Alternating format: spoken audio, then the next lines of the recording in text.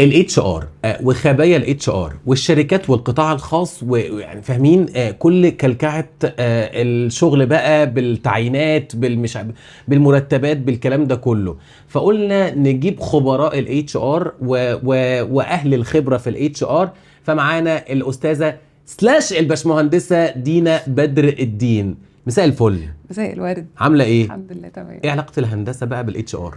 والله الهندسة بتعلمك شوية تفكير منطقي وبروبلم سولفينج والكلام ده كله وبناء الأنظمة، فده بتحتاجه لما تيجي تشتغل مع الناس، يعني انك تبني نظام كويس. ايوه، انت ايه وداكي بقى من الهندسه للاتش ار؟ دي ظروف شخصية بقى خلتني اسويتش كاريرز من زمان جدا بجد؟ كنت محتاجة يعني ابقى 9 to 5 شوية، وبعدين لقيت الموضوع يعني كان ده اللي مناسب حياتي في الوقت ده، وبعدين لقيت ان انا لا I'm a people person جدا وحابة الموضوع جدا. طب حلو قوي. ليه بقى سمعه الاتش ار في مصر زي الزفت؟ كلكم اشرار، انت السيئه في روايه احدهم.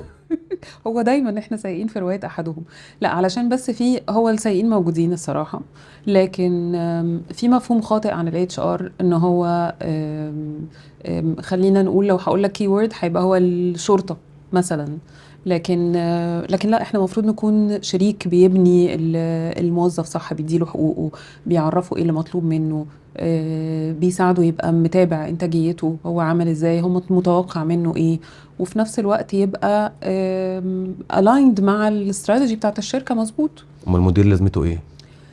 المدير لازمته ان هو بيمانج تيم معين، بيعرف كل واحد فيهم المفروض يشتغل على ايه، كل واحد فيهم المفروض يكون بينجز ايه، وفي الاخر احنا هننتج ايه، الديبارتمنت دي مثلا هتنتج ايه. لكن الاتش ار بيبقى بيعرف الموظف هو ايه حقوقه وايه الحاجات اللي مطلوبة منه، وايه الحاجات اللي ما ينفعش مثلا يسكت عنها، وايه المفروض يبقى بارتنر، هو بارتنر اكتر منه يعني اداريات. زمان الاتش ار كان اداريات ورقيات اكتر، دلوقتي بقت لا، اكبر من كده بكتير. طب انتوا ليكوا عصافير في الشركه؟ يعني معلش، اصل يعني ايه الكومنتات بقى هتلاقيها، لا ده الاتش ار ليه عصافير في الشركه، الاتش ار مش عارف ايه، الاتش ار، ما انا بقول لك سمعتكم زي الزفت. هل ليكوا عصافير في الشركه؟ العصافير بتبقى للتوب مانجمنت اكتر، والناس وفي ناس بتبقى هي من غير ما انت تستدرجها او تجندها تبقى عصافير. في ناس بتحب ده علشان بيجي لهم احساس او عندهم اعتقاد ان هو ده اللي هيوصلهم، او هو ده اللي هيخليهم زي ما نقول ايه فيفورت بقى عند التوب مانجمنت يعني. فهم بيعملوا ده في العادي، بيعملوا ده متطوعين. البني ادم العاقل بقى يعرف يسمع لمين ويسمع ايه. الشغل في مصر واسطه ولا مجهود؟ الاثنين، ده موجود وده موجود، ومش في مصر خصوصا بس، في القطاع الخاص. ومش في مصر بس على فكرة، ده موجود وده موجود، بس هي الواسطة هتفتح لك باب تعرف تدخل المكان ده، مش هتضمن لك مكانك تضمن لك بقاء مكانك في الحتة دي. شغلك وانتاجيتك ومفهومك للمكان اللي انت جاي تعمله، هو ده اللي هيخليك تكمل فيه. صح لك حاجه، ان هي وجهه نظر في القصه دي، بما ان انا كنت اتش ار وتالنت اكوزيشن والقصص دي كلها، مش واسطه قد ما هي انا بسميها معارف او نتورك. اوكي. ممكن حد يجي يقول لي في مثلا فيكنسي ما مفتوحه، فيقول لي خد السي في ده، ده بتاع واحد قريبي او واحد مش عارف ايه، ابن اختي ابن خالتي الكلام ده كله. فلو هو بالنسبه لي فيت، خلاص ممكن فعلا اكونسيدر البني ادم ده او اشوف البني ادم ده اعمله انترفيو. بس لو هو مش شاطر، هي مش سرجه يعني، هي مش شركه ابويا. ممكن يجي لي في الاخر السي او المدير، او ايه القرف انت جايبه ده. يعني هو في الاول وفي الاخر هيخش انترفيو، ممكن انا اعديه بالكوسه بالحب يعني كاتش ار انترفيو، بس هيجي تكنيكال ممكن يفيل. يخش تكنيكال انترفيو مع الهايرنج مانجر، ايه القرف انت جايبه ده. فحتى لو عدى بده كله، ما هو حته طوبه في ترعه كده زي ما انا بسميها كده، حته دهنه في ميه ساقعه، فمش هيشتغل بالظبط، فمش هيكمل. اكيد. بس هو ده الريفيرال عامه بيبقى ما يضمنلكش مكان برضو في حته، او ده المفروض يعني، لان مش بس انت بتعمل تكنيكال تيست، بتعمل اتش ار وتكنيكال تيست، ولازم يكون في كلتشر فيت. الكلتشر فيت مهم عشان ايه؟ مش عشان في حد احسن من حد. ثانيه واحده، ايه الكالتشر فيت دي؟ كلتشر فيت يعني كل مكان وكل شركه ليها ظروفها، وكل ديبارتمنت وليها طبعها. مهما كنت انت شاطر جدا في حاجه معينه، بس انا لو جبتك قعدتك في وسط ناس انت مش شبههم خالص، انت قاعد في وسطهم 8 ساعات في اليوم، وانت مش عارف تكونكت معاهم، عمرك ما هتعرف تدي your 100%. فلازم يكون في كالتشر فيت، لازم تكون الناس دي فيها شبه، فيها ميه، والفابريك بتاع شخصيتها فيها من بعض، وهو ده المهم. هي ما هياش اسئله انترفيو محدده وتكنيكال تيست 1 2 3 والله عرف ينجز المهمه دي شكرا، لا، لازم يكون في موضوع يعني نظره ابعد من كده بشويه. الكلام ده بيحصل في شركات مصر اصلا ولا شركات ايجيبت؟ بعض الشركات، الناس اللي بتعرف تشتغل اتش ار صح، الناس اللي درست وذاكرت مش اخدتها من على الوش بتعمل كده المفروض. هو ممكن اي حد يذاكر اتش ار ويشتغل، يعني يشفت بيها كارير مثلا، يبقى كان شغال حاجه تانية ويقول لك لا والله انا هشتغل اتش ار؟ طبعا، بس يذاكر، ياخد اتش ار دبلومه ويدور ويعمل سيرتيفيكت في الانترفيوينج، يعرف بينترفيو ازاي، كانديديت سelection بيبقى عامل ازاي، يعني ايه لونج ليستنج، يعني ايه شورت ليستنج. هي مش مجرد ان احنا قاعدين ونشوف شويه اسئله وخلاص، مش او مستنيه اجابات معينه وخلاص. واعرف يعني ايه culture fit، واعرف يعني ايه اصلا أنا عشان اعين لحد I have to breathe the air of the company and breathe the air of the department، وابقى عارف انا بعين لمين. يعني ايه breathe the air of the company او يعني the department؟ هو نفس اللي كنت بقوله الكالتشر فيت، اللي هو انك تبقى جايب حد مناسب للمكان ده، ناس compatible مع بعض، ناس هتعرف تشتغل مع بعض. بس فانت لازم تشوف، لو انا بعين ناس عمياني، لو جيت انت بعت لحد ريكروتر انا عايز مثلا جوب ديسكريبشن الفلانيه حد يكون عنده سكيلز 1 2 3، فانت عملت اللي هو بيعمله بعض الشركات بتاعه الريكروتمنت، اللي هو سي في بوشنج، انا هديك 50 سي في و when the placement بقى is made خلاص نبقى نشوف ما ينفعش، لان انا لازم اجي اشوف الشركه دي، واجي اشوف الديبارتمنت واتكلم معاهم واشوف متطلباتهم. طب اللي كان موجود قبل كده مين؟ طيب هو مشي ليه؟ طيب ايه التارجت ليست اوف كومبانيز اللي عندكم؟ ده مين اللي بيسال كده؟ الاسئله دي مين اللي يسالها؟ الريكروتر؟ الريكروتر او الاتش ار بتاع المكان قبل ما يروح، لازم كل ده بريفنج يروح للريكروتر لو احنا بنريكروت بن اوت سورس. لكن لو مش بن اوت سورس لازم الاتش ار بتاع المكان يبقى عارف الكلام ده كله، ويبقى عارف تارجت ليست اوف كومبانيز، وعارف بلاك ليست اوف كومبانيز. انا مثلا عندي في شركه كل ناس بتجيلي من شركه معينه هم مش مناسبين بيئه العمل اللي كانوا فيها، سبيشالي اكتر من اكس اماونت اوف وقت، بيجوا هم مش واخدين على النظام ده هنا. ايه في كده بجد؟ طبعا. يعني انت قصدك في شركات، لا ثانيه واحده، في شركات مع سمعتها سيئه لدرجه مش سمعه سيئه انها توقف حال الموظفين اللي شغالين فيها؟ لا مش سمعه سيئه، بس ساعات بتبقى شركه كبيره جدا، شركه مالتي ناشونال، فدور الموظف فيها هو يعني I don't mean it in a bad way ترسف مكنه، يعني هو بيأدي دور قد كده. لما يجي يروح لشركه صغيره او لستارت اب او لحاجه زي دي، بيبقى السكوب بتاعه بيبقى اوسع، وبيعمل الفانكشن بتاعته بتبقى اكبر من كده بكتير، وهو متعود على ان هو انا باجي في وقت معين، بمشي في وقت معين، انا لما بعوز كذا بيجيلي، انا لما بعوز كذا بيجيلي، انا البنفيتس بتاعتي كذا. فهو بيجي مش فاهم ده، مش عارف يتعامل مع ده، لان هو اتعود على ان هو بيعمل تاسك قد كده اهو. لو جيت رميت عليه حاجه تانية يقول لك لا ماليش فيه. ده له فايده وده له فايده، حتى عشان كده بيبقى مهم ان احنا نبقى بنبلان الكارير بتاعنا. مهم ان انا اكون اتعرضت للنظام زي ده، ومهم قوي ان انا اكون رحت في شركه صغيره، شفت دوره راس المال كامله ماشيه ازاي، شفت الديبارتمنتس بتمشي ازاي، جربت فانكشنز كتير او ساعدت على الاقل. ده مهم وده مهم. بس اللي ما عندوش فلكسبيليتي بقى يفهم ان انا عملت ده، ما جيش اطالب بنفس البيئه العمل اللي كانت في الشركه اللي فاتت دلوقتي، بيؤدي الى يعني في شركه معينه، الشركه دي احنا لما بنعين حد منها بيجي عندنا في الشركه اللي انا كنت بشتغل فيها ريسنتلي ما بيعرفش يشتغل. فاحنا عارفين اللي بيجي من هناك بيجي لا هو عايز حاجات معينه، متطلباته كبيره جدا. انا عندي بس هنا سؤال، عشان ده بقى بيحصل كتير في الكام سنه اللي فاتت. افيد لي انا كموظف شغال في شركه كبيره ان اكمل فيها بمرتب معقول معيشني كويس، ولا ان اسيبها واروح ستارت اب بتدي مرتب اعلى بكتير جدا، بس ناس كتيره جدا بتقول لا ما فيهاش زي ما بيقولوا ايه ستابيليتي، او يعني ماناش حاسس بس انا من انصار انه هو مفيش ستابيليتي اصلا في المطلق. بالظبط، هو مفيش ستابيليتي في المطلق، وكل حاجه وليها وقتها. يعني هو لو انت عندك تخطيط مظبوط للكارير بتاعك، الكارير باث بتاعك متخطط له صح، هتعرف ان انت في وقت محتاج ده وفي وقت تاني محتاج ده. مش كل حاجه لا ابقى في شركه كبيره انت محتاج اسم المالتي ناشونال على السي في بتاعتك، ومحتاج السكيلز بتاعتك محتاجه ان انت تروح مكان صغير تكون بتلعب فيه ادوار كتير، علشان ده هيخليك هيوسع النولج وهيكبر السكيلز بتاعتك. فانت محتاج ده ومحتاج ده، هو حسب التوقيت. وفي وقت من الاوقات انت هتختار ان انت تروح المكان، هتختار الاكسبيرينس اوفر الفلوس. وفي وقت عشان في وقت من الاوقات you will not be able ان انت تختار ما تختارش الفلوس. في وقت لما تكون عملت اسره وفي اولاد وفي الكلام ده كله، فالوقت اللي قبل كده لا بنختار الاكسبيرينس، لا بنختار النولج اوفر، هو كوين بناحيتين، نقلب. اكسبيرينس والفلوس. لا في وقت من الاوقات هي كلها توقيتات، تخطيط. فهو ما فيش حاجه احسن من حاجه، هو تخطيط سليم. مين ابن الشركه؟ ابن الشركه انت يا ابن الشركه. ابن الشركه ده اللي هو بيبقى بنبتزه، الناس بتبتزه عاطفيا شويه، اللي هو بنحسسه ان هو الفيفوريت، بس بيرموا عليه مسؤوليات اكتر.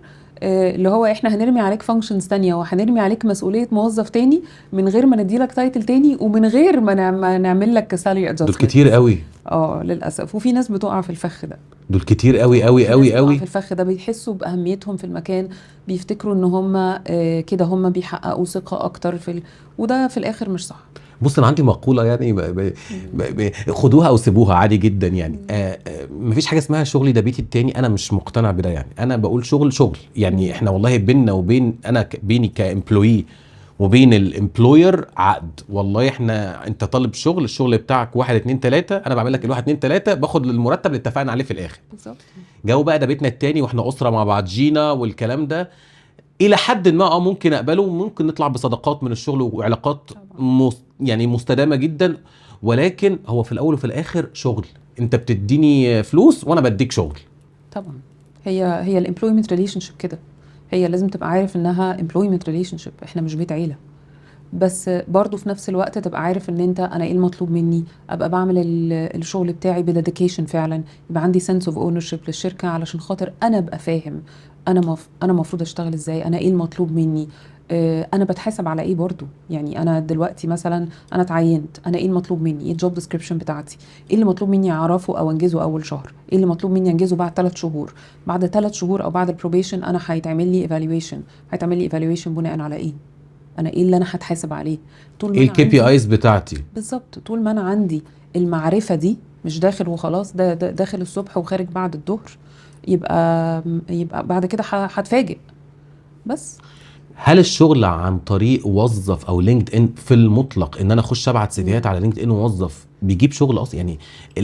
ان انا اخش كل شويه ابلاي ده مجدي لو احنا بنعمله صح. يعني لازم يكون عندنا بروفايل مظبوط، بنابديت على طول، عارفين ايه اللي مهم ان يكون موجود، ايه الكي ووردز اللي المفروض تكون في البروفايل عندنا، ايه الكي ووردز يعني؟ حسب كل رول، حسب كل انا بشتغل ايه، لازم يكون في كي ووردز. انا عارف ان انا الناحيه التانية انا كريكروتر مثلا ببقى عارفه ان انا بدور على حاجات معينه في كل رول.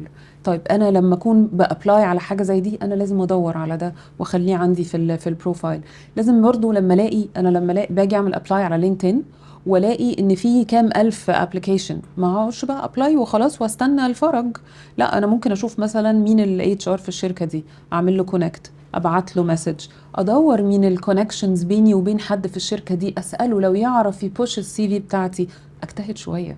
لا ثانيه واحده، لا ثانيه، عشان مفيش حد بيعمل كده.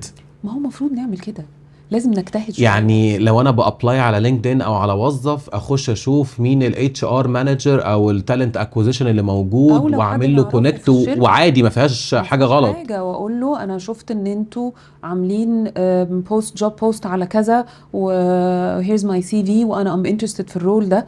ده حد راح الاكسترا مايل، ما اشوفوش ليه؟ حد دور وسعى، انا ما ببصش على السي في بتاعته ليه في وسط ال1000 اللي جاست داس ابلاي اند ذاتس. او اشوف مثلا مين ميوتشوال فاخش اكلمه اقول له طب زق لي الدنيا شويه. بالظبط. شوف كده وده لو في شرعي حد- يعني. انا قصدي ان ما فيهاش حاجه. لا، ام ابلاينج وعادي بتقول ان انا عملت كده، او بتكلم حد تقول له انت بتشتغل في الشركه دي، بشتغل في الشركه دي. طب هم احنا دلوقتي بيعينوا على الرول كذا، وانا انا عايز ابقى، وده اي حد ممكن يعمل ده. وده فاليد. فاليد ليه لا؟ زيه زي الريفيرال بالظبط. بس من الناحيه التانية انت بتجتهد. يعني انت لو حد تعرفه ريفيرد يو، ده عادي ما فيهاش حاجه، وانت بيتكتب اصلا في السيستم ان انت الشركات اللي في عندها شركات system اصلا كمان بان انت بتعمل ريفيرال بونص يعني اللي بالظبط. هو هاتوا حد ولو تعين وعدى البروبيشن بتاخدوا بالظبط. فلوس. طب هو انا اصلا قبل بقى الريفيرال والكلام ده كله، انا بقى بني ادم فريش جراد لسه متخرج خلاص طازه، ازاي أوكي. اكتب سي في صح؟ يعني احط ايه ما احطش ايه، احط صوره ولا ما احطش صوره، ولا ملهاش قاعده، ولا يعني ايه اللي المفروض يتكتب وما يتكتبش في السي في؟ السي في المفروض يكون فيها حقائق مش آراء. يعني مثلا مش قبل حتة الحقائق أو الآراء خلينا نقول السي في تكون واضحة، يكون فيها introduction عن الرول اللي أنا بقدم له، لأن هي مش one size fit all. لا، أنا بقدم على رول معين، أنا هحط introduction تناسب الرول دي. يعني هحط ايه؟ يعني مثلا أنا لو بقدم على رول executive secretary أو حاجة زي كده، هتكلم على ده. لو بقدم على رول على HR، انا لسه فريش جراديوت فلسه باكسبلور انا ممكن اعمل ايه مثلا في الاول. لازم حتى الانترودكشن. لو مؤهلي ملوش علاقه. حتى لو مؤهلي ملوش علاقه، في ناس بتبتدي تشتغل في مؤهل غير مؤهلتها، بس انت كاتب ده، انت يعني you're stating that في السي في عادي. احنا مش ما بتضحكش على الناس يعني. وهتكتب كل حاجه بوضوح. الاديوكيشن لازم يكون مكتوب بوضوح. السنه بتاعه الاديوكيشن برضو مهمه. سنه تخرج يعني. سنه التخرج مهمه. الناس اللي بتكتب تواريخ فيك كده ما تبقاش عارف طب هم متخرجين بقالهم قد ايه، طب في employment gap، ما فيش معرف. الكلام ده بيبقى بن اكسكلوده في العادي. وتبقى واضحه وصريحه وسيمبل، من غير الديزاينز الخزعبليه والالوان والصفحه مقسومه 2 و3 سيمبل سيمبل من غير صوره. الانفو بتاعتنا واضحه، وراها انترودكشن مظبوطه، الاديوكيشن، اي اكسترا كوريكولر اتعمل قبل كده، او لو في اي اكسبيرينس، او لو في اي انترنشيبس، وبس. في ناس بتكتب كمان انا بحب السباحه وركوب الخيل ومش عارف ايه والحاجات دي. تمام. بس انا يعني مش يعني انا كريكروتر ما كنتش ببص عليها. مش بنبص عليها، ولو بصيت عليها بتسألها في الانترفيو. وهو الأهمية في السؤال الحاجات دي انك تبقى عارف ان اللي قدامك ده عنده هوايات، عنده حياة أخرى. بس هو اصل الناس عنده بتاخد الكلام ده حياة. كوبي بيست، ما بتبقاش لا، ما هو كوبي بيست ده بقى، ما انت كوبي بيست ده انا مش عايزاه. يعني انت اللي بينقش الحاجة ده انت مش عايزه في الاخر. فانت لو حد كاتب حاجة زي كده وانت سألته وطلع ان هو واخدها كوبي بيست، دي نيجاتيف بوينت عنه. انت هتعمل كانديديت ريبورت في البروز والكونز بتوع الشخص ده، او بتوع الشخص ده للرول مناسب ولا لا للرول. بس طب الايميلات وايميل مثلا انا جامد مش عارف ايه وبتاع والكلام ده، ما هو اصل دي برضه من ضمن الحاجات اللي بس انا عندي سؤال بقى معلش عن ما فهمتش يعني ايه ايميلات وانا جامد وكده. لا في ناس بتكتب كده، لا انا اندرسكور جامد اندرسكور مش عارف ايه كذا يعني بنشوفها وكنا بنشوفها والله. بس انا عندي سؤال بقى عن السيفيهات برضه بالمره. المدارس بكتبها يعني انا خريج مدرستي دي بتتكتب؟ في ناس بتكتبها وفي ناس مش بتكتبها. وفي اشغال معينه بتطلب لغات مثلا معينه، او بتطلب ممكن يقول لك انا عايز حد من المدرسه الالماني. ما حد بيشتغل في حته بس هو عايز لغه، او عايز سيستم معين. يعني ايه؟ يعني في ناس بتبقى برو السيستم الالماني قوي، فتيجي تقول انا ده حصل معايا. كان في ناس يقول لي انا عايز حد بالسبيسيفيكيشنز المعينه دي، بس عايزه خريج المدرسه الالماني مثلا، او عايزه خريج جامعه امريكيه، او عايزه خريج حاجات شبه كده. بس في العادي هي مش حاجه. اصل معلش انا اشتغلت في شركات مالتي ناشونال كتير، واشتغلت في بنك مالتي ناشونال، ما حدش قال لي انت خريج مدرسه ايه خالص، ولا حد قال لي انت خريج. هي ما بتفرقش، هي مش مفروض تفرق. هي مش اصل ما المفروض بيعملش تفرق، كده بس في بتهيأ. ناس لا، في ناس للاسف ان في ناس المدرسه بتفرق والعنوان بيفرق. في ناس بتبص على المدرسه وعلى العنوان. عنوان مين؟ عنوان الكانديديت. عنواني انا يعني وانا بقدم على شغل؟ للاسف انا شفت ده برضو في بعض الشركات. بس دي شركات تحت بير السلم. والله شركات كويسه مش تحت بير السلم، شركات كويسه اي مين. يعني شركات كبيره وشركات يعني بتشتغل انترناشونالي. بس لا، في ناس عندها الطبقيه دي. ايه ده ايه ده ايه ده ايه ده؟ يعني انا ساكن في القناطر مثلا لا ما تقبلش كده؟ في ناس بتبص على المدرسه وعلى العنوان. انا كان مره مدير من مديريني قال لي دينا ما تجيبيليش حد من المناطق الفلانيه. قلت له يعني ايه من المناطق الفلانيه؟ بصي على العنوان فوق، انا عايز حد من كذا او من كذا او من كذا. انا عايز من المعادي او مصر الجديده او مش عارف أو ايه معرفش او إيه، الزمالك او أو كذا. مدن ده حصل؟ جديدة. حصل. يعني طرة والمطريه والحتت دي كلها والقناطر الخيريه يمتنعون. انا مره مديري قال لي كده، شركه ما كنت بشتغل فيها، مديري قال لي كده. انا عايز بصي على عنواني دي قبل ما تبعتي لي الكانديديت. ايه ده ايه ده ايه ده ايه ده؟ فهي مش المدرسه بس. لا بس ثانيه واحده، انا اصلا المكان ده لو الناس فيه بالمنظر ده انا مش هكمل فيه. يعني او هقول لك حاجه، هتبقى اصل بيئه العمل معرفش، وصححي لو انا يعني لو انا غلطان، بيئه العمل بتيجي من فوق لتحت. يعني هو لو صاحب الشركه او ايا كان هو مين بيفكر كده، هتروح للي تحته هتروح للي تحته هتروح للي تحته، فانا رايح في مكان مسمم. طبعا طبعا. لو هي بالعنصريه دي، انا بشوفها عنصريه. لو هي بالعنصريه دي هو هيبقى هو يعني هو واتر فول بينزل على الناس كلها. طب انا وانا بقدم، ايه اللمض الحمراء اللي المفروض تنور تقول لي لا المكان ده مش كويس ما تكملش فيه؟ لو ما فيش وضوح، يعني انا رايحه على رول معين، انا قبل ما اروح الهوم ورك بتاعي ان انا اعرف الشركه دي بتعمل ايه، كل حاجه، كل المعلومات عن الشركه دي، ابقى محضر لستة اسئله اسالها، ابقى عارف الجوب ديسكريبشن بتاعتي، انا ايه اللي مطلوب مني اكون بعرفه، وايه اللي مطلوب مني اتعلمه وفي فتره قد ايه. لازم يكون في وضوح في حته برضو السالري سكيل دي، مش لازم يقولوا لي، بس انا لما اقول والله انا كنت باخد قد كذا او انا متوقع كذا. في الشركات الكويسه احنا عندنا سالري سكيل، فعندنا رينج، ولا هنطلع عنه ولا هننزل عنه. فاجي مثلا مش اللي هو انا مش عايزه اقول احسن يدوني بقى احسن من الاقل بقى بكتير، لا، ما انا ممكن اكون اندر بيد في حته دراستيكلي، بس جايه في حته تانية لا انتوا السالري رينج عندكم فده، فمش هيقدر يديني مثلا 40 50% زياده لمجرد ان انا واز اندر بيد قبل كده. فلازم ابقى برضو عندي احساس شويه بالحته دي. مش كل حد هيعرف، بس مش خدي في بالك برضه لسه الاول. يعني لو لسه حد فريش، ما هو لو لسه مش حد فريش مش اللمبه هيعرف. مش هتنور على طول غير لما يتداس على وشه كتير. بالظبط، بس هو بقى هيبقى عارف من الانترفيو، هيبقى شايف ان الموضوع واضح، هيبقى عارف ان كل اسئله بتاعته اتجاوب عليها، الجوب ديسكريبشن بتاعه واضح. ما هواش جاي اللي هو كتر خيرنا ان احنا واخدينك ان انت فريش وما عندكش اكسبيرينس، لا، هو واحد جاي يشتغل، يعني مش جايين نقدره يعني لمجرد ان هو ما عندوش اكسبيرينس. وفي العادي اللومض الحمراء بتبان بعد الشغل. في البروبيشن ولا بعد كده؟ لا بعد كده، يعني انا قصدي بعد التجربه الاولانيه. التجربة الأولانية لأي حد، أي فريش جراد بيبتدي يدرك اللمض الحمراء ويشوفها فعلا بعد ما يشتغل. فبعد كده ممكن على تاني أو تالت مكان يشتغل فيه يبتدي يفهم ده من الأول. التنطيط مهم ولا نقعد في شغلانه واحده في شركه واحده واترقى عادي بقى اخد مساري الوظيفي؟ التنطيط مفيد لو متخطط له، مش اللي هو انا قعدت هنا شهرين والله انا جالي اوفر تاني بفلوس لا مش بقول أحسن. لدرجه شهرين، بس بقول مثلا كل يعني انا من انصار كل 5 سنين غير عتبه. كل 5 سنين دي فكرة كويسة برضو لو متخطط له. يعني أنا أهم حاجة إن إحنا أول ما نبقى عندنا إيه كارير باث كده بلاند. أنا عايز أخد خبرة في شركة كبيرة، أنا عايز أخد خبرة في شركة صغيرة، أنا عايز أخد خبرة من شركة معينة.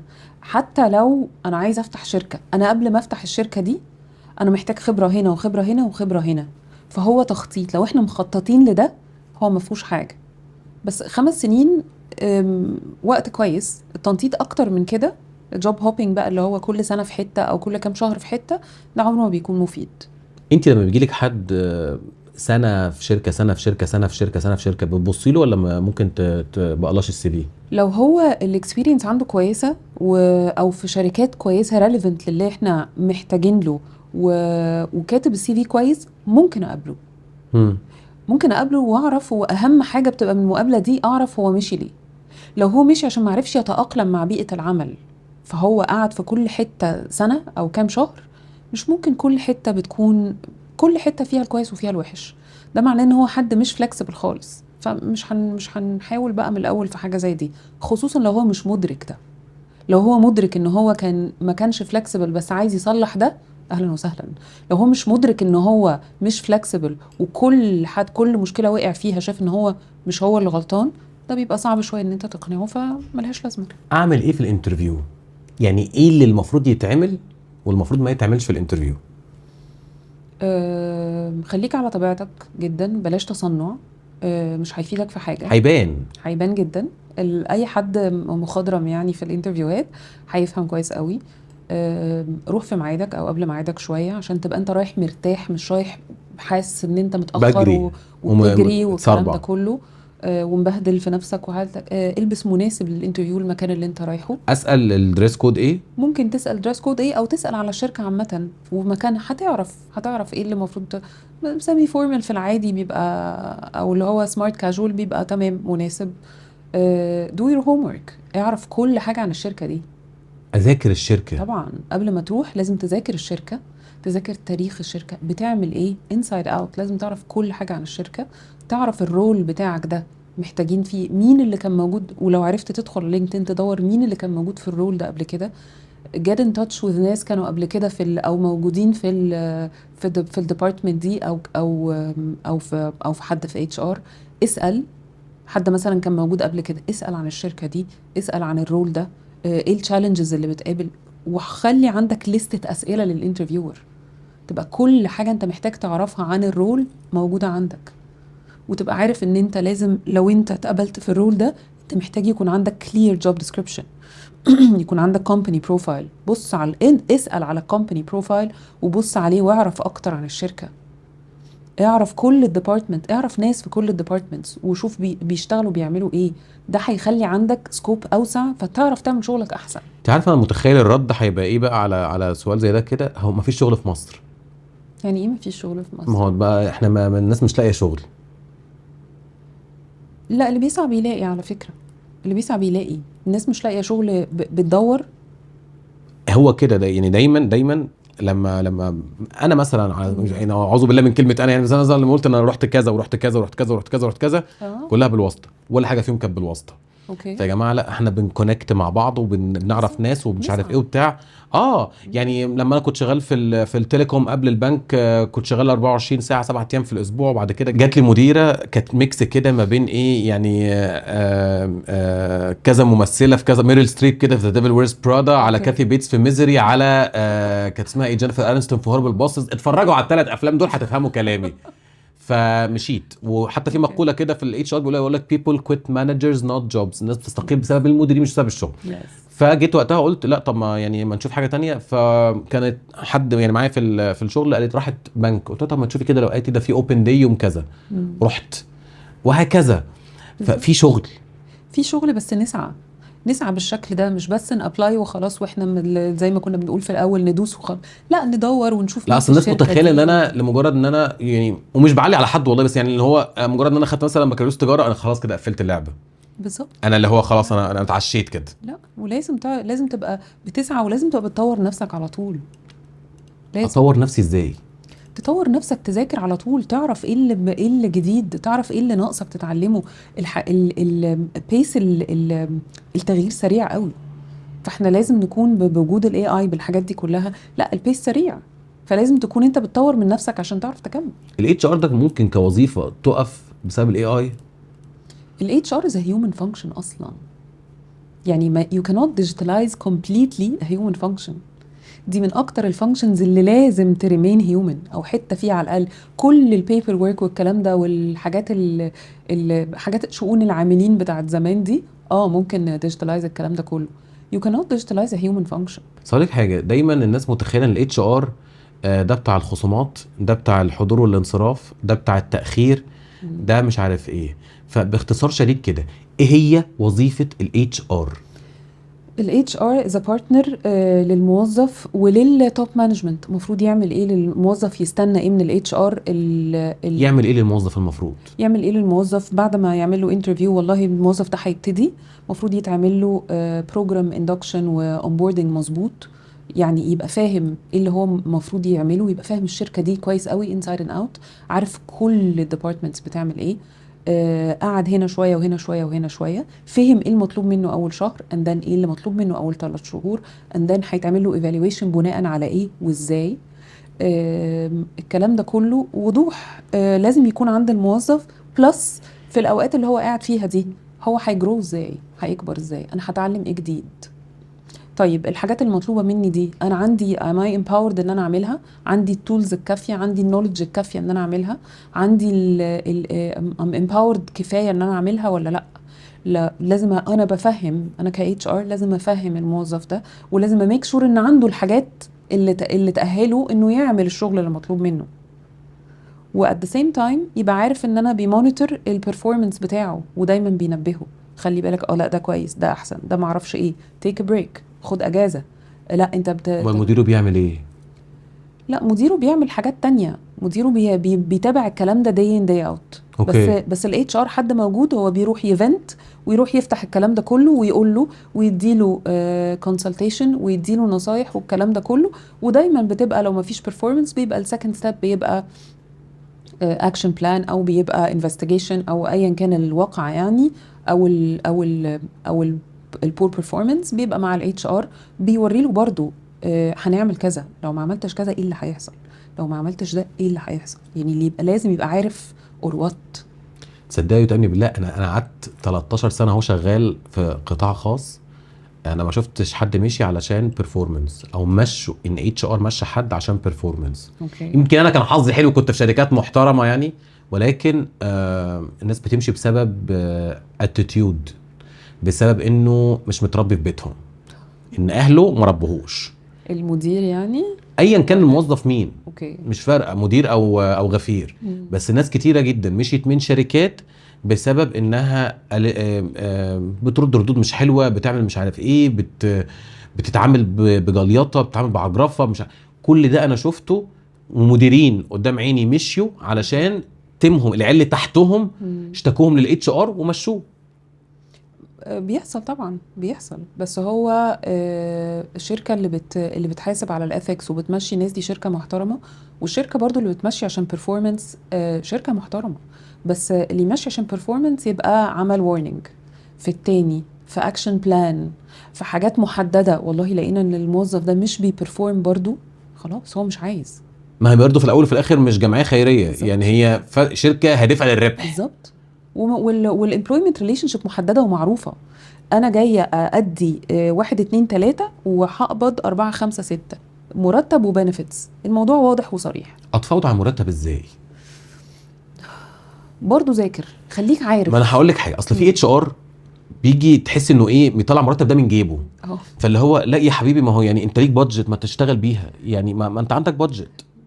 في بعض الاتش ار بيعمل كده، فاصل بيحس هو إنه- هو كده خلاص بقى ايه بي عشان بيكات كوست. يرضي صاحب الدكانه. بالظبط كده، بيكات كوست عشان خاطر يبقى بيسايد اب مع المانجمنت. وفي الاخر مش داخله جيبه. بالظبط. انا بقى كبني ادم داخل اعمل انترفيو، اتفاوض ازاي على المرتب؟ احاول اعرف السالري سكيل بتاعهم، الرينج بتاعهم، البراكت قد ايه. مش كل الشركات هتقوله، مش لازم تقول البراكت بتاعها، بس ابقى عارف ومذاكر الرينج بتاع الرول اللي انا بعمله بالاكس ييرز اوف اكسبيرينس اللي عندي من كام لكام، ابقى عارف وسائل، ما اقبلش ابقى اقل من كده، او ابقى بناقش وانا باخد الافريج وبناقش بيه، وبعدين بعد كده حتى بشوف طب انتوا، وبسال السؤال ده، مش كل حته برضه هتجاوب زي ما قلت لك، انتوا الرينج عندكم عامل ازاي؟ لان برضو ما ينفعش انا اتعين في، انت تتعين في حته وبعدين تلاقي ان انت في 4 بيعملوا نفس الرول ده وانت بتاخد اقل منهم كلهم، اقل من ال4 التانيين، احنا 5 بيعملوا الرول همشي. ده. بالظبط، مش كل حد بيبقى عنده اللكتشري بقى انه يمشي على طول. هشوف مكان تاني، بس بالظبط. هقول لهم خلاص يا جماعه على قد فلوسكم بقى. ما هو على قد فلوسكوا دي هتجر على ان انت مش هتبقى البرفورمانس بتاعك كويس، وانت هتبقى اصلا يعني هتبقى عندك احباط والكلام ده كله. فهي كلها في الاخر هي مش في مصلحة الشركة، كل الكلام ده في الاخر حد بيبص تحت مناخيره، انا عايزه كات كوست عشان خاطر ارضي توب مانجمنت، او التوب مانجمنت عايزه كات كوست قد كده، رغم ان انا لو حطيت الكوست الطبيعي انا هتفادى كوست الهايرنج والري هايرنج والكلام ده كله بتاع حد عمال يمشي عشان خاطر هو اندر بيد. بس لو مديري مرضيني اشتكي لمين؟ المفروض تشتكي للاتش ار، اتكلم معاه مش الأول. لمديره؟ اتكلم معاه الاول، حاول تتكلم معاه وتعرف، لان ساعات بيبقى فيه دايما كتير قوي بيبقى فيه سوء تفاهم، او في عك كده، حد عك بينك وبين المدير، اوكي، بيبقى فيه عصافير كده بتعك بينك وبين حد. اتكلم معاه دغري وحاول تايرن اوت ذا رينكلز. لو ما عرفتش تعمل ده، او لقيت ان هو لا هو فعلا حاطط نيره من نقرك او whatever حاجه زي كده يعني، بنبتدي نشوف نتكلم مع مين. ممكن تتكلم مع مديره لو انت في شركه فيها اوبن دور بوليسي، فان انا اقدر اتكلم مع مديري واروح واحكي معاه والكلام ده كله، او بروح للاتش ار بتكلم معاه، يبتدي هو مفروض برضو الاتش ار يتعامل مع الموضوع ده بذكاء شويه، يعني إزاي؟ مش هيروح يقول له مساء الخير فلان مشتكيك، انت بتعمل له ايه بقى؟ لا، لازم يفهم الاول، يتكلم معاه، يشوف الريليشن شيب بينهم شكلها عامل ازاي. طب انت متوقع منه ايه؟ طب ايه اللي مثلا شايف ان هي النيجاتيف بوينتس فيه؟ ايه الارياز اوف امبروفمنت اللي انت عايزها في الموظف ده؟ من خلال كلامه انا هعرف، هلاحظ كمان هل هو فعلا ما عندوش performance كويس، الموظف ما عندوش الورك اثكس بتاعته مش تمام، اخلاقه، اي حاجه زي دي. هعرف المدير فعلا مش عارف يتعامل معاه ليه، او هلاقي المدير لا تمام ما عندوش اي مشكله معاه، ابتدي اديك further في حاجات اكتر من كده. بس طب لو الشركه هتنهي عقدي في نص العقد، اروح أوكي. فين بقى؟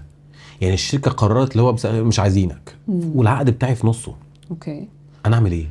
لازم تبقى على درايه بقانون العمل، لازم الناس كلها تبقى فاهمه. مش هندخل نشتغل في المكان ونمضي استماره واحد وشكرا، واحنا مش فاهمين حاجه، وبنروح الساعه 9 ونمشي لا ده 5. مش بيمضوا استماره واحد بس، ده في شركات بتمضي استماره 6. حسك عينك تعملها. دي شركات ما بنشتغلش فيها. لو لازم نبقى عارفين كويس قوي احنا بنمضي ايه.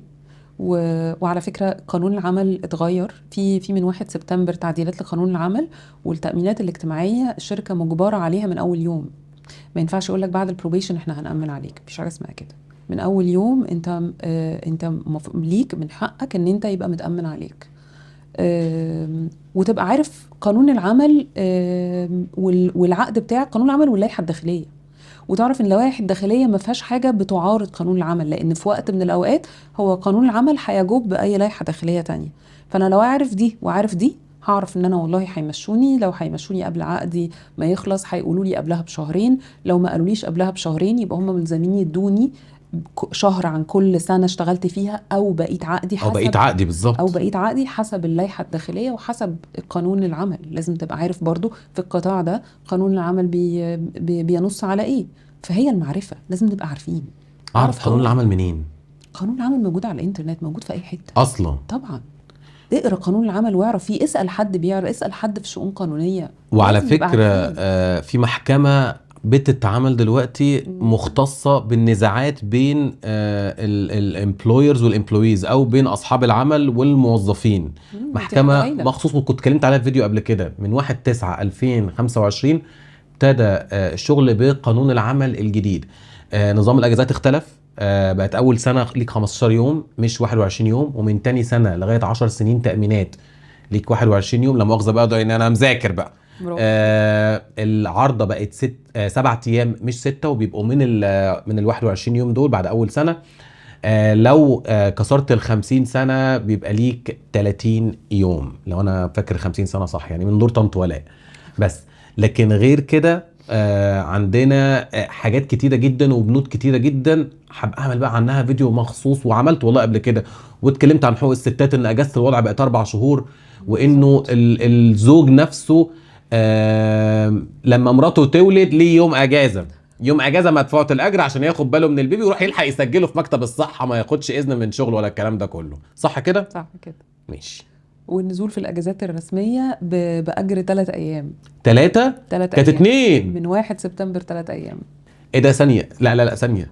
يعني انا لو نزلت في يوم، برضا الموظف، ده اول حاجه، مش اجبار. تاني حاجه مفيش حاجه اسمها برضا الموظف. انا ساعات كتيره كان الناس بتنزل غصب عنها. بس في ناس بتبقى عايزه تنزل في الاجازات، في ناس بتبقى ما عندهاش، في ناس ما بتحبش الاجازات والاجواء دي، اللي ده بيقعدوا اخويا. لوحدهم. لا بيقعدوا بس اخويا، لوحدهم. لا ثانيه، اخويا بيخاف ياخد اجازه. والله بيخاف ياخد اجازه لما يمشوه من الشغل، فاهمه؟ لا صح، حرام بقى يعني. ده بيئه العمل ثريتنينج قوي كده. لا حرام. ولما جه اتجوز خد اجازه اسبوع، 5 ايام عمل، والله العظيم خاف. وكان قاعد جنب الشغل كده، فاهم؟ لقيته تاني يوم جاي في يا ابني انت اللي جايبه، قال لي جيب لهم اللابتوب بس عشان محتاجينه. لا حرام، حرام كده. لا بس دلوقتي اللي بينزل اجازات الرسميه 3 ايام. 3 ايام عمل. اوه. ياخد اجر 3 ايام عمل من 1 سبتمبر 25. ايه تاني في قانون العمل ممكن تكون الناس مش عارفاه، او حق ليها ما هماش عارفينه؟ الناس مش على درايه بقانون العمل اصلا، او الناس ما بتعرفش حاجات في قانون العمل الا لما بيقعوا في مشكله. لا، هو احنا لازم نبقى عارفين قانون العمل بتاع بلدنا كويس، او احنا بنشتغل حتى في بلد تانية اونلاين لازم نبقى عارفين برضو القانون اللي بيمشي علينا. يعني لازم يبقى فيه معرفه، لازم يبقى فيه درايه. انا بشوف الناس ما بتعرفش حاجه عن قانون العمل الا لما يقعوا في مشكله، ودي في حد ذاتها مشكله. ازاي اترقى من غير ما امسك طبله؟ دي تشالنجينج شويه. مش تشالنجينج ولا حاجه. اشتغل كويس، اشتغل على نفسك. ما هو ده الكلام بقى ايه بتاع الفهمه، لا مش كلام theoretical. دور جوازاتك اهراماتك والحاجات دي. لا لا لا لا بجد، اشتغل صح، شغلك هيتكلم عنك. واعرف تشوكيس يور ورك بشكل مظبوط. ولا انا بمشي ماركت فور ماي سيلف. لا عادي، ماركت فور ماي سيلف، انا ما عنديش مشكله. هقول لك مش حاجه، لازم نأفور. لا بافور عادي جدا. اصل هقول لك حاجه، في القطاع الخاص بقى احنا لازم نافور. ليه؟ لانه انا لو عملت الشغل وسكت كده خلاص يعني شكرا. لكن لا يا جماعه، مساء الخير عملت كذا، مساء الخير عملت كذا، انا عملت كذا. عارفه مجدي عبد الغني؟ ايوه نفس القصه كده، انا اللي جبت الجون بتاع مصر في كاس العالم. بالظبط. لا مش لازم نأفور قوي كده يعني. you have to know how to showcase your work in a healthy way. و... وتساعد غيرك، وما تبخلش بمعلومة. للأسف الناس بتفتكر ان انا لما ابخل بالمعلومات والحاجات وابقى عندي كل النو هاو وكل حاجة هبقى single point of failure، ما يقدروش يستغنوا عني. انا مش يقدروش يجيبوا حد بدالي اي والكلام ده حد كله. بيتبدل عادي خالص. والكلام ده بيبقى طول ما انت ما بتبخلش بمعلومة وبتعلم غيرك وبتعرف اللي عندك بتعرف تديه لحد.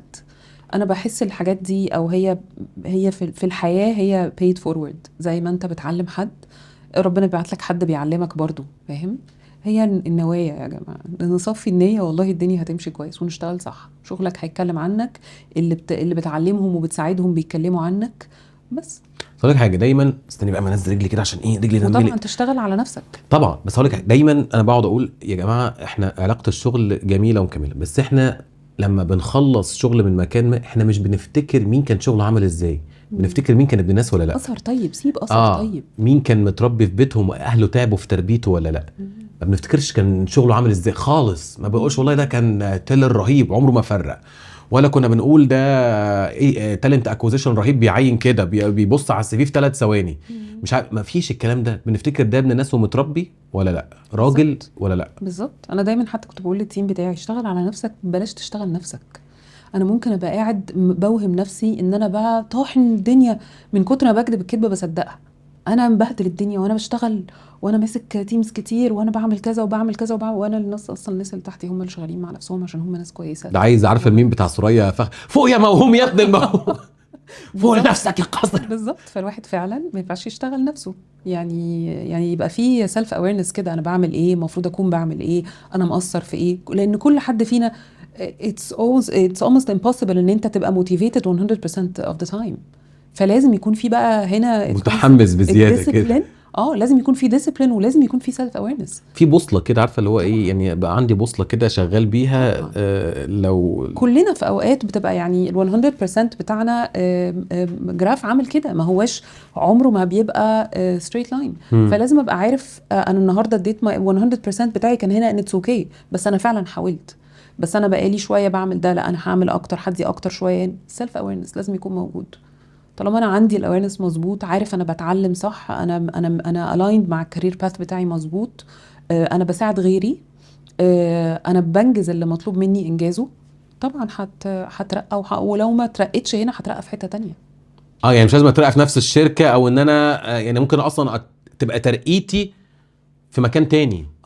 يعني ممكن ترقيتك تبقى في مكان تاني، بس هي مش اللي مهما كان اللي بيطبل مش هيفضل يطلع كتير، عشان هي مش بالتطبيل. ايده هتوجعه او الطبله تتخرم بقى، او اللي بيطبل له هيتغير، فمش هيلاقي حد مش هيلاقي حد يسمع.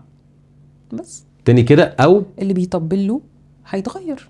انا بعمله اطبل لمدير ما، وهو عمال يديني في حاجات ويديني في تايتلز والكلام ده كله، وجه المدير ده اتغير مشي، خلاص اقعد اطبل لمين بقى؟ كل المجهود اللي انا عملته في ان انا ابقى ابن المدير ده خلاص راح. ايه اللي اتغير في الاتش ار من زمان لحد دلوقتي؟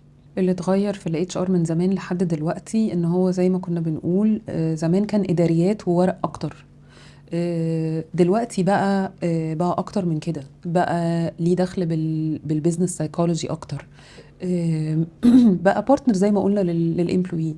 طب لو هتدي نصيحه لحد لسه متخرج اوكي على الابيض كده، يعمل ايه؟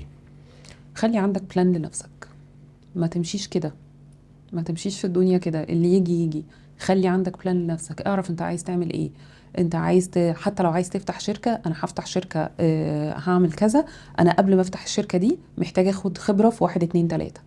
فبالتالي انا هشتغل في الاماكن دي ودي ودي، او انا هعمل ده وده وده. يعني لازم اكون عارف واتعلم ده. مفيش حاجه بتيجي من غير تخطيط سليم. حتى الدول على فكره، الدول الكبيره بتمشي بتخطيط سنين، مش نصحى الصبح نشوف الكلام على ايه. امتى استقيل من شغلي اقول انا عايز افتح بقى شركتي الخاصه بقى البيزنس بتاعي وخلاص افكني بقى من الشغل عند الناس؟ لو انا دي حاجه في خطتي اصلا، لو انا عارف انا عايز اعمل ايه، عندي برودكت معين ان مايند، وعارف وذاكرته كويس قوي، وعملت بيزنس بلان مظبوط، 90% منهم بيخسروا. علشان ما اتعملش تخطيط برضو مظبوط، ما عملناش بيزنس بلان، ما شفناش السوق، ما ذاكرناش الماركت ريسيرش. اهم حاجه قبل ما نعمل بيزنس بلان لاي حاجه لازم نعرف مين الكومبيتيتورز، مين اللي معانا في السوق. هنعمل ده ازاي؟ ايه الادج اللي هيبقى عندي من غيري عشان خاطر اكسب، عشان خاطر ابقى مختلف عنهم. وبرضه لازم ابقى عارف، لان هو يعني هتلاقي ناس كتير قوي تعرفهم بتفتح شغل وتقفله، يفتح شغل ويقفله، علشان هو ما عندوش البيزنس اونر مايند سيت. هو ربنا خلقنا 4 أنواع اصلا. بالظبط. في ناس مش هتشتغل حاجه غير موظف، هو خلقته كده. بالظبط. هو ما بيعرفش الشغل يبقى في مخه 7 أيام في الأسبوع 24 ساعة في اليوم. ما عندوش ريسك تيكينج تريتس، مش ما بيعرفش يعمل ده. هو عنده شغل بيشكل 30% من أهمياته، وعنده حاجات تانية. فهو لما يجي يفتح شغل هو مش عارف يبقى مديله ال 100% بتاعه. فهو امبلوي شاطر جدا جدا، بس هو مش عارف يفتح بيزنس عشان هو ما عندوش التريتس دي. احنا امبلوي وامبلوير وبزنس اونر وانفستر. الانفستر مثلا ما ينفعش يبقى مانجر، لما بيمانج الناس بيكرهوا عيشتهم. ليه؟ لان هو عينه شايفه 10 الانفستور ده سنين اللي قدام. هو بتوع شارك تانك بقى دول. اللي عنده انفستر مايند سيت، يعني بيبقى مثلا اللي بنشوفه دلوقتي واحد صاحب عمل، صاحب شركه معينه، وهو عنده فكره كويسه جدا وبيقرر ان هو يدير. لما بيدير الناس بتبقى مش مرتاحه. ليه؟ لان هو واحد، مش عشان هو وحش، عشان هو واحد عينه شايفه 10 سنين قدام. وانا حد موظف بعمل شغل النهارده وبكره وبعده وبعده. فلما بيجي يتكلم معايا لاني عملت ده النهارده، هو بالنسبه له هو مش فاهم ده، هو شايف ده، بيبقى صعب عليه التخيل ده. عشان كده احنا انواع، ربنا خلقنا انواع. وعشان كده من المهم جدا ان حتى كل حد يعرف في ولاده، يلاحظ في ولاده هم طبعهم ايه. ازاي اعرف انا انهي نوع من دول؟ يعني انا بص، انا موظف ولا انفستور ولا لازم ابقى عارف انا طبعي ايه. انا حابب ان انا الشغل يبقى بيشكل 30% من اهمياتي، وعندي حاجات تانية مهمة. فانا بيبقى المهم عندي المرتب بتاع اخر الشهر. انا ما بحبش اخد ريسك. انا عندي انا موظف، انا عندي مثلا ريسك تيكينج تريتس شوية، وعندي مانجيريال سكيلز كويسة. انا ممكن ابقى امبلوير، بس انا عارف امانج الناس. لا انا والله انا بعمل البيزنس وعندي الكلام ده كله، بس انا ما عنديش حته الداي تو داي مانجمنت. يبقى انا بيزنس اونر، مش امبلوير. فهو حسب الواحد بيشوف هو طبعه عامل ازاي. طول ما احنا عارفين، بنرجع للسلف اويرنس، طول ما احنا عارفين ايه اللي احنا شاطرين فيه وايه اللي احنا بنعرف نعمله، ايه اللي ممكن نطوره وايه اللي مش عندنا اصلا، هنعرف احنا ايه الاحسن لنا. هما بجد الموظفين اصول للشركه؟ طبعا اسيتس يعني زي ما بيقولوا كده. طبعا people can make or break a company. طبعا طالما احنا بنختار ممكن ناس يوقعوا كويسين. شركه. طبعا طالما احنا بنعرف إدارة الناس مظبوط واختيار الناس المظبوطين بان احنا نعمل لهم سيستم مظبوط، استراتيجي مظبوط، يبقى كل واحد عارف الرول بتاعه مظبوط، بيحقق نتائج خطيرة. وعشان كده بيئة العمل مهمة جدا. وعشان كده دلوقتي في كل الشركات الجديدة او الشركات الكبيرة بيهتموا جدا جدا ببيئة العمل وبالناس. الكارير شيفت ليه سن؟ يعني لو انا سني كبير مثلا اربعينات، في سوق العمل 40 ده نوعا ما كبير، اقدر اشفت من كارير لكارير ولا اقول لي لا خلاص انت القطر فاتك كده؟ حسب هنشفت من ايه وهنشفت لايه، وعندنا فلكسبيليتي ولا لا، وعندنا قابليه للتعلم ولا لا. مش هنشفت ده معناها انا هطلع من الاداره دي ادخل في الاداره دي. لا هشفت تماما هشفت بقى. خالص. يعني انا هبتدي اذاكر من جديد، هقبل ان انا هبقى مع ناس اقل مني خبره وسن والكلام ده كله. عندي الفلكسبيليتي ان انا والوقت ان انا اتعلم حاجه جديده، وعندي الباشن ليها كمان. انا هعرف انا حابب اعمل ده. انا قصدي على ارض الواقع. يعني مثلا انا ايا كان كنت شغال ايه مثلا، فجاه لا انا حبيت الاتش ار وعايز اشتغل اتش ار، فخدت دبلومه اتش ار وانا عندي 39 سنه، رايح اقدم بقى عايز اشتغل، عايز اشوف بقى، يعني انا ما عنديش الاكسبيرينس بس عايز اتعلم. في حاجه اسمها بقى ان انا شفت من بانكينج مثلا لاتش ار؟ لا، في حاجة اسمها ان احنا نشوف مثلا في المكان اللي احنا فيه، في الشركة اللي انا بشتغل فيها او في البنك اللي انا بشتغل فيه او whatever، في اوبننج ولا لا للحاجة اللي انا عايزة اشفتها دي. ابتدي اروح اتكلم مع المدير بتاعها، اشوف انا عندي قابلية ان انا انقل ولا لا. الانترنال موف دايما بتبقى اسهل لما انت تكون اسهل من عايز ان انا امشي من مكان لمكان. طبعا لازم تبقى انت عارف، انت بتشوف اتكلمت مع المدير، عارف ايه الرول اللي مطلوب منك، عارف ايه اللي المفروض تكون بتتعلمه، بتاخد ده شويه بشويه، بتفيز اوت اللي انت بتعمله وبتعرف اكتر في اللي انت عايز تعمله لحد ما تروح هناك، وبعدين تبتدي تاخد شويه خبره، تعرف الدنيا ماشيه ازاي، اندن تنقل في حته تانية. ده بيبقى في العادي او في معظم الاحيان ده بيبقى افيد من ان انت، او اسهل، لان برضو انت لو عندك 39 ولا 40 سنه وقررت تقدم على حاجه تانية خالص في حته، في الاغلب مش هيقبلوك، بالظبط. لان هم بيبقوا عايزين حد باكسبيرينس معينه، او هتتقبل في انتري ليفل وانت مش هتبقى عايزه الانتري ليفل ده، مش الانتري قوي كده.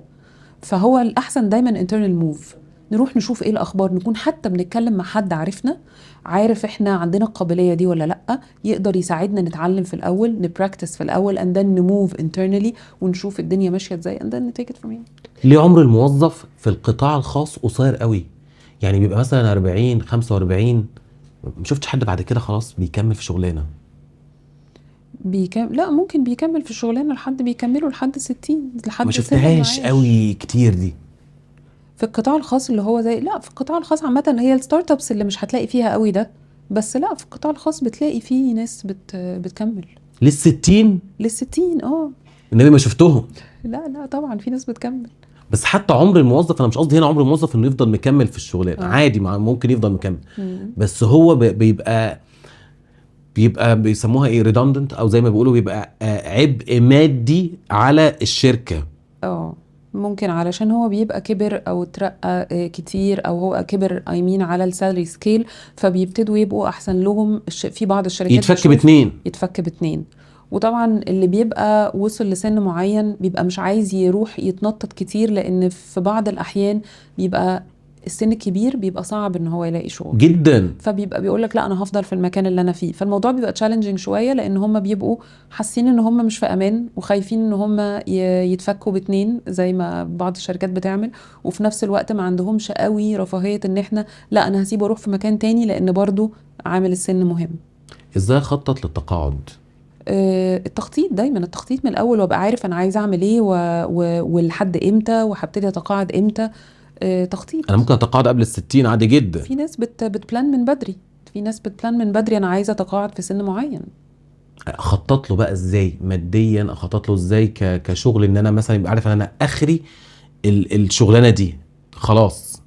انا هبقى عارف الكارير باث بتاعي عامل ازاي، انا عايزه اتعلم 1 2 3، عايزه اوصل لكذا في سن معين، انا عايزه اوصل مثلا للاير معينه في سن معين، وهكون عندي سيفنجز معينه او انفستمنتس معينه او وات ايفر، حاسب حسبتي صح، الدنيا معايا كالكوليتد. بس ايه اكتر، ده اخر سؤال بقى، ايه اكتر نصيحه فرقت معاكي في شغلك كاتش ار، واكبر غلطه عملتيها؟ اكبر نصيحه فرقت معايا في اتش ار وفي شغلي عامه، ان انا اسمع اكتر ما اتكلم. اوكي. وان انا يبقى عندي سيلف اويرنس دايما، اراجع نفسي كل يوم، لان الواحد لما بيقعد يقول كلام كتير قوي بعد كده بيحس، يعني بيبقى، انا بقعد اقول انا بشتغل وانا طالعه عيني وانا ما اعرفش ايه وبتاع، بعد كده بحس ان انا طالعه عيني، بحس ان انا مجهده، بحس ان انا مش قادره، ممكن اكون ما بعملش ده. فالواحد يسمع اكتر ما يتكلم، يراجع نفسه كل يوم، دي حاجه مهمه جدا جدا جدا. اكبر غلطه عملتيها؟ اكبر غلطه عملتها، عملت غلطات كتير. اكتر حاجه معلمه معاكي؟ اكتر حاجه معلمه معايا بدون ذكر اسامي شركات، ان انا قعدت في وقت كان المفروض فيه امشي. اعتقد ان التوليرنس بتاعي اطول من المفروض. انت عارفه ان خليتيني يطلع سؤال في دماغي دلوقتي، هو انا امتى احس انه لا لازم امشي؟